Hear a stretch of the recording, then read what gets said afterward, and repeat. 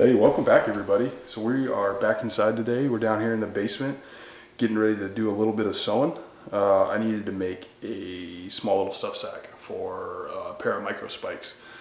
When I throw them in my pack and whatnot, out running or hiking, they, like if I have a delicate puffy layer, those spikes sometimes, well, I'm worried that they're gonna rip a hole. So I wanted to throw them in a little sack.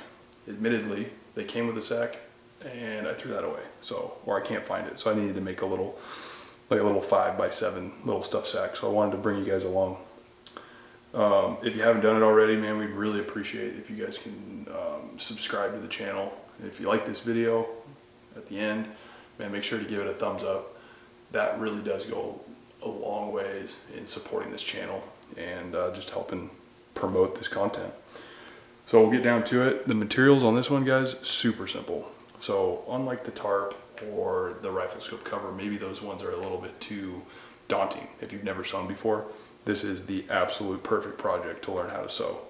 It is 3 stitches ish, no 3, and well, excuse me, 3 seams that we're gonna sew, and very basic materials. You can probably make this in 10-15 minutes. So you're gonna need a chunk of material. This is just some leftover material from the tarp build that we did. This is the reinforcement.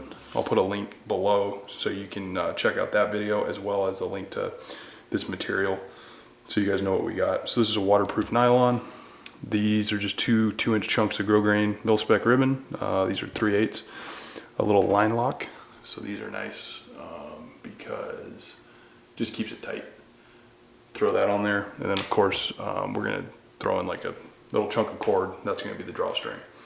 So we'll get this thing turned around and we will get the little stuff sack sewn up.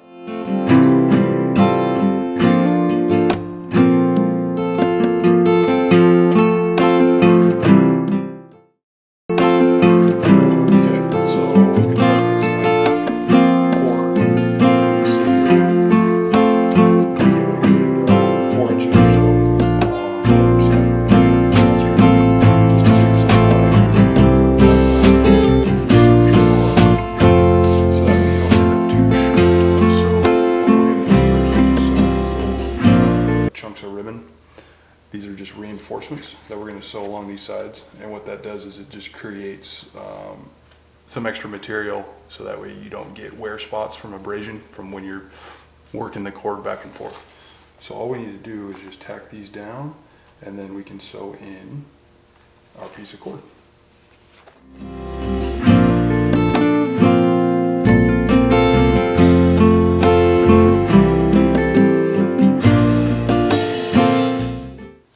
You know, one of the coolest things that I've come to learn when it comes to making your own gear is you can just make it at what I think is probably a higher quality than most of the stuff that's out there on the market. I mean, most of the stuff's being made offshore. It's not being made by necessarily anyone that uses it out in the field. And you can just put a little bit more attention to detail into it when you make it yourself. And I think there's a little bit of that, well, you get that warm, fuzzy feeling when you make your own stuff and you get to use it, and you get to, you know, you just have that pride in making it and the pride and ownership that you were the one that made that stuff sack or the tarp or I mean, whatever you make.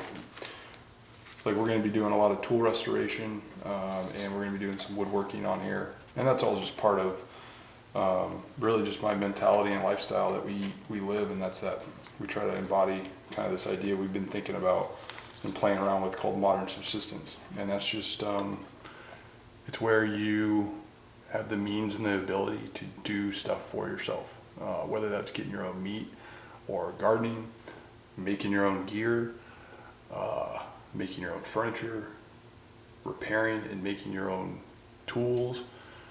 I mean, there's so much in this world today that we just don't do ourselves. We rely on so many other people to do everything out there that when we're left in a spot that there isn't someone else to provide that service or that product for us, we're left out in the dark. So just by building those skill sets of being able to make things yourself, get food yourself, work on your house, work on your car. I mean, there's just a multitude of different skill sets that guys should be able to become competent in. I'm not a master in anything, but I'm also not afraid to try anything. So, and this is just a perfect example of it. I've only been sewing for maybe 6 or 7 months. It's been incredibly useful, and it's just been a lot of fun learning something new. So we're just gonna sew in this draw cord. As you can see, we just folded it over. It's a healthy inch, and then we're just gonna simply tack that down, and we've created the race for our drawstring.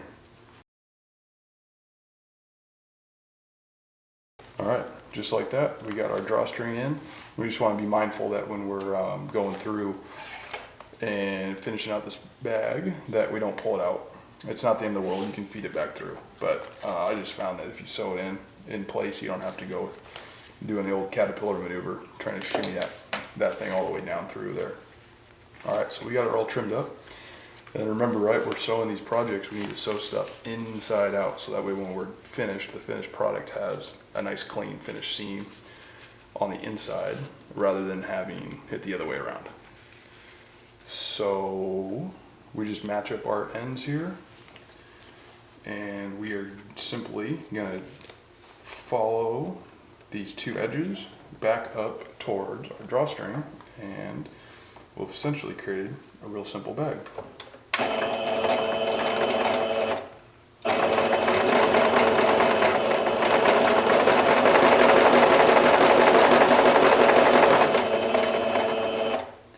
So I like to lock in this corner, even though we're not going to cut the string here, so just backstitch. 3 or 4, come back to the front, drop your needle, that locks it in place. We're going to rotate 90, and then we're going to run up this edge right here.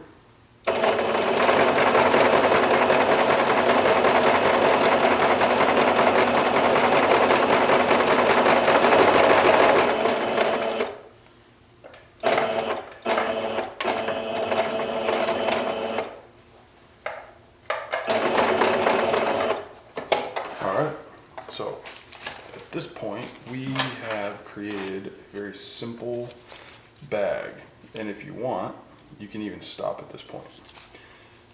But I'm going to show you guys one little bit of extra step that you can incorporate, and it's going to just give your bag a little bit of an extra, I guess it'd be flair. And it's just, we're going to create kind of a false bottom. You see a lot of stuff sacks that kind of have that box shape at the bottom, and there's a really easy way that we can create that. So like what I like to do is I like to just take about an inch of material or so. So you can see over here about an inch, and I just fold it over.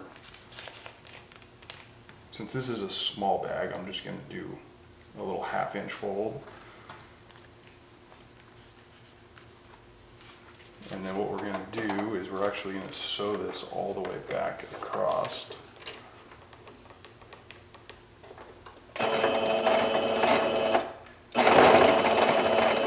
Alright, so we locked in that fold. And then what's important with this step is that you actually, the folds are opposing. So you're almost, if you were to look at the bottom of it, it's a Z. So if you folded this one that we just sewed underneath, this one needs to be sewn over top. And I probably should have marked it, but you know what, we can just eyeball it. That's probably about 1/2 inch. So we're just gonna fold that over, and we're gonna run it all the way down and across.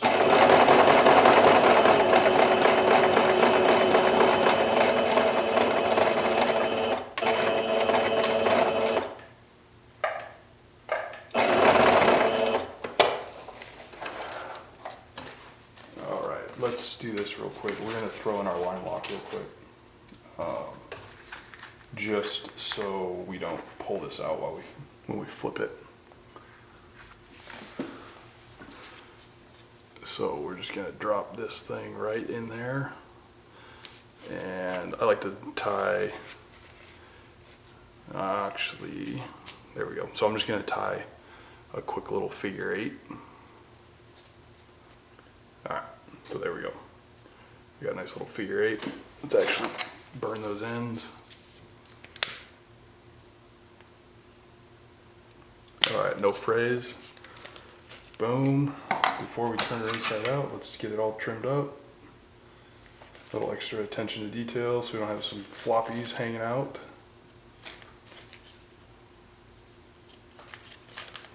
All right, that looks good. Oh, we got one that we missed. And then if you see any fuzzies, I like to just hit those with a little bit of fire. Okay. Give ourselves some extra room. Now the moment of truth, the big reveal. Key dramatic music.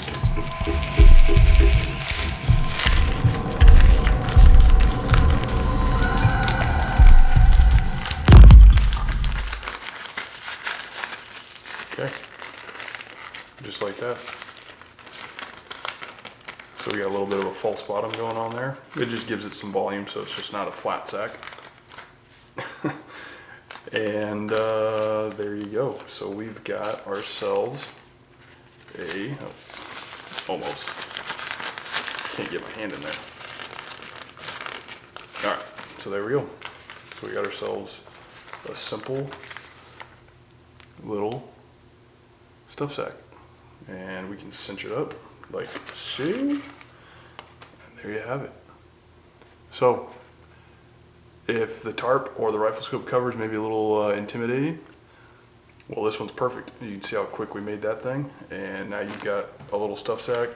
It weighs about as much as a feather, and this is a total rough guess, but you probably have all of $1 invested in this and your time. So, and it may be 10 minutes and you can whip this up. So $1 and 10 minutes of your time, you got yourself a custom sized stuff sack, and the sky's the limit. You can make whatever size you want. Well, man, I just appreciate you guys tuning in. Channel's gaining a little bit of momentum, and we're getting views, we're getting some subscribers, and I just hope that you guys are enjoying what we're showing here, and that we're making our own gear and some of the other content we're going to be bringing you guys. It would mean a lot to us if you can give this video a like, and if you can subscribe. It really does go a long way as far as supporting kind of our grassroots efforts here on this channel. And man, thanks for watching, and we'll see you guys on the next one.